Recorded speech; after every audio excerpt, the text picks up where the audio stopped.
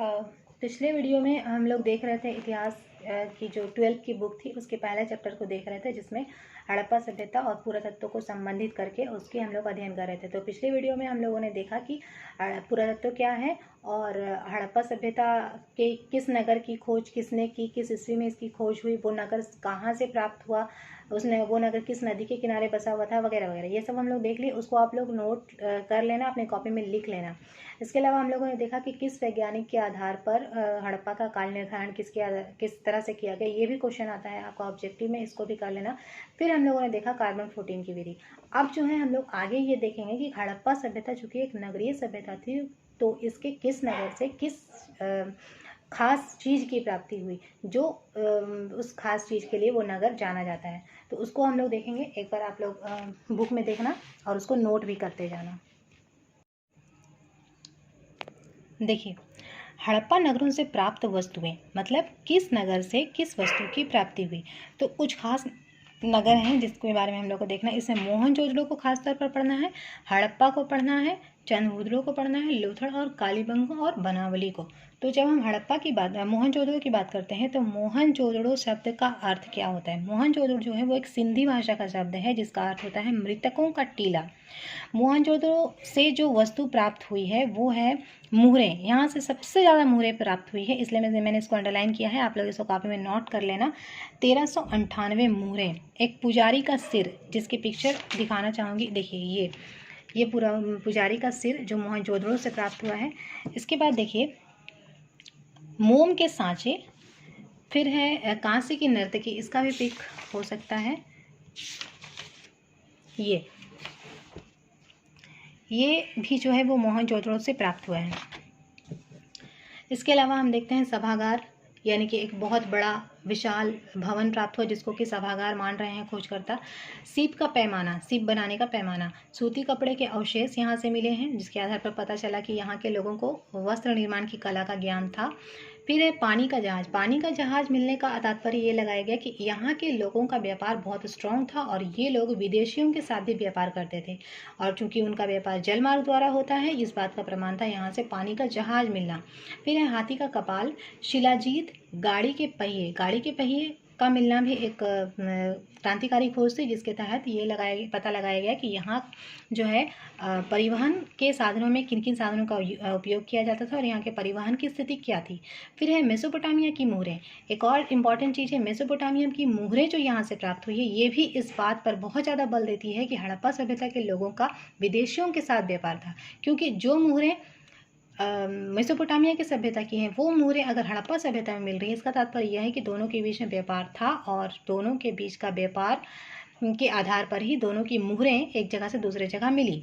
और इसके अलावा दाढ़ी वाले मनुष्य की प्रतिमा, हाथी दांत की तराजू, पशुपति की मुद्रा आदि वस्तुएं यहाँ से प्राप्त हुई है। फिर हम आते हैं हड़प्पा। हड़प्पा से जो चीज़ें प्राप्त हुई है उसमें खास है स्त्रियों की लघु मृण मूर्तियाँ। स्त्री मूर्ति जिसे गर्भ से पौधा निकलता हुआ दिखाया गया, ये जो चीज़ प्राप्त हुई है इसको मातृ देवी का प्रतीक माना गया। इसके अलावा यहाँ से प्राप्त हुआ है पत्थर के शिव एवं योनि, ठोस पहिए वाली गाड़ी, प्रसाधन मंजूषा मतलब सजावट की साज सामान की जो सामान है वो। फिर है RH-37 कार्बन। ये जो है ये आपका बार बार पूछता है कि जो RH-37 कब्रिस्तान है ये किस जगह से प्राप्त हुए, किस जगह से ये मिले हैं, तो आपको बताना है हड़प्पा। फिर हम देखेंगे लकड़ी का हल यहाँ से मिला है जो इस बात का प्रतीक है कि यहाँ के लोगों को खेती का ज्ञान था। लेख युक्त बर्तन प्राप्त हुए हैं, मुखौटे प्राप्त हुए हैं, शंख का बैल जो है वो प्राप्त हुआ है, तांबे की मुहरें, जौ गेहूँ। यहाँ से भी क्वेश्चन आता है कि अनाज में सबसे ज़्यादा यहाँ से क्या प्राप्त हुआ है, तो आपको बताना है जौ और गेहूँ। जौ और गेहूँ के लिए कहीं कहीं पर यौ शब्द भी आया है जौ के लिए, ये भी आप लोग नोट कर लेना। मटर और तिल की खेती के प्रमाण यहाँ से मिले हैं और खरगोश की चित्र वाली मुद्रा भी यहाँ से मिली है।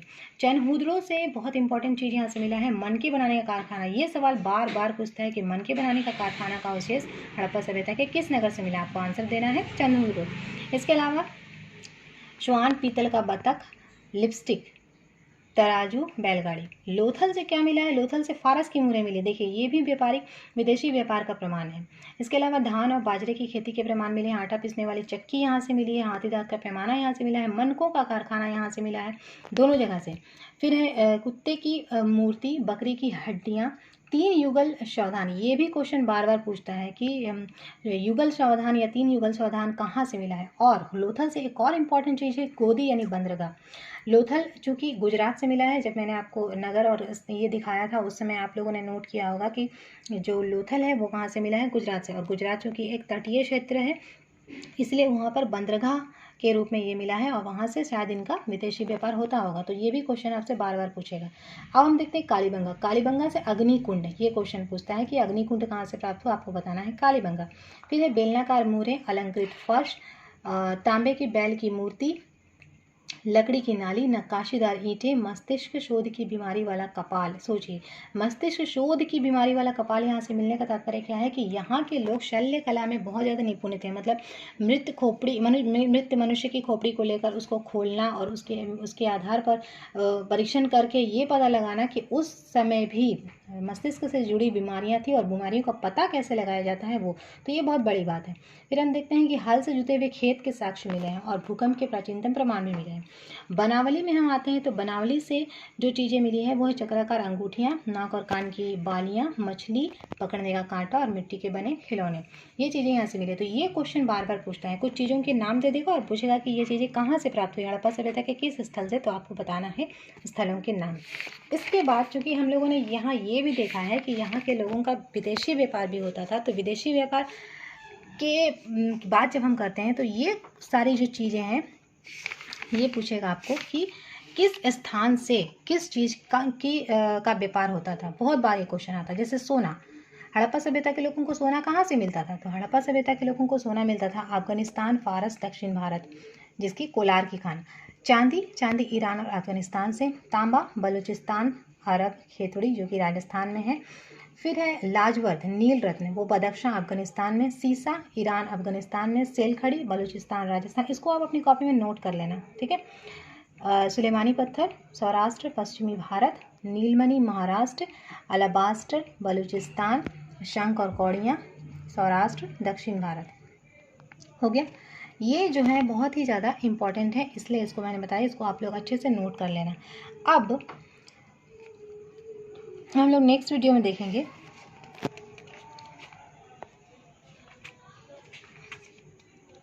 कि हड़प्पा सभ्यता के लोगों का धार्मिक जीवन कैसा था। तो यहाँ देखिए कि हड़प्पा सभ्यता से कोई मंदिर प्राप्त नहीं हुए हैं, ये बहुत ज़्यादा इम्पॉर्टेंट है कि यहाँ से कोई मंदिर प्राप्त नहीं हुआ है, लेकिन यहाँ से जो मातृ देवी की मूर्तियाँ प्राप्त हुई इससे ये लोग अनुमान लगाते हैं कि यहाँ पर मातृ देवी की पूजा होती थी। और चूँकि एक स्त्री के गर्भ से पौधा निकलता हुआ भी दिखाया गया है इसलिए ये भी अनुमान लगाया गया कि यहाँ धरती देवी की पूजा होती थी, उसको देवी की तरह माना जाता था, उसको उर्वरा की देवी माना जाता था। फिर हम देखेंगे कि हड़प्पा सभ्यता में जो वृक्ष हैं पीपल के वृक्ष उसकी पूजा होती थी। यहाँ से कुबड़ वाला बैल भी पूजनीय विशेष रूप से माना जाता था। नाग देवता की पूजा होती थी। फिर बड़ी संख्या में यहाँ से ताबीज का मिलना ये बात का प्रमाण है, देता है कि यहाँ पे लोग तंत्र मंत्र की विद्या में विश्वास रखते थे। फिर देख रहे हैं कि सूर्य पूजा यहाँ पे होता था। फिर ये मतलब यहाँ के लोगों को धार्मिक विश्वास था। और जो इम्पोर्टेंट चीज़ यहाँ पे जानने की वाली है वो है मृतकों का संस्कार किस तरह से होता था। मृतकों का संस्कार 3 तरह से होता था, पूर्ण समाधिकरण, आंशिक समाधिकरण और दाह क्रम। पूर्ण समाधिकरण में क्या होता था, संपूर्ण शव को भूमि के नीचे गाड़ दिया जाता था। आंशिक समाधान में पहले उस शव को पशु पक्षियों को खाने के लिए दे दिया जाता था और जो बच जाता था उसको भूमि के अंदर गाड़ दिया जाता था। और जो दाह कर्म था इसमें शव जला दिया जाता था और उसकी भस्म को गाड़ दिया जाता था। आर्थिक जीवन में हम देखेंगे क्योंकि ये बहुत सारी चीज़ें ऐसी हड़प्पा सभ्यता से प्राप्त हुई है जो खेती का प्रमाण थी, तो हम मान सकते हैं कि यहाँ के लोगों को का आर्थिक जीवन का मुख्य आधार खेती था। कुछ विशेष तरह के अनाजों को उपजाया जाता था। पशुपालन, बहुत सारे पशुओं की जानकारी मिली है इसलिए यहाँ के लोग पशुपालन भी करते थे। शिल्प और उद्योग में हम देख रहे हैं मनके बनाने का कारखाना, आभूषण बनाना ये लोग जान ही रहे हैं, मिट्टी के बर्तन बना रहे हैं, लोहे के बर्तन बना रहे हैं, मतलब यहाँ के लोगों को धातु कला का ज्ञान था। इनका वाणिज्य व्यापार के बारे में देखें कि बहुत सारे चीज़ों जैसे जहाज का मिलना, गोदी का यानी बंदरगाह का मिलना ये बात का प्रमाण करता है कि यहाँ के लोग विदेशों से व्यापार करते थे। तो ये सारी चीज़ें हैं। तो इतना सब कुछ हम लोग हड़प्पा सभ्यता के बारे में जान गए हैं। अब हम लोग आप लोगों को करना क्या है कि इसका अच्छा से नोट्स बनाना है और उसको जो चीज़ें मैंने आपको कैमरे में दिखाया उसको अपनी कॉपी में लिख लेना और उसका बहुत अच्छी तरह से घर पर बैठकर पढ़ाई करना है। ठीक है, धन्यवाद।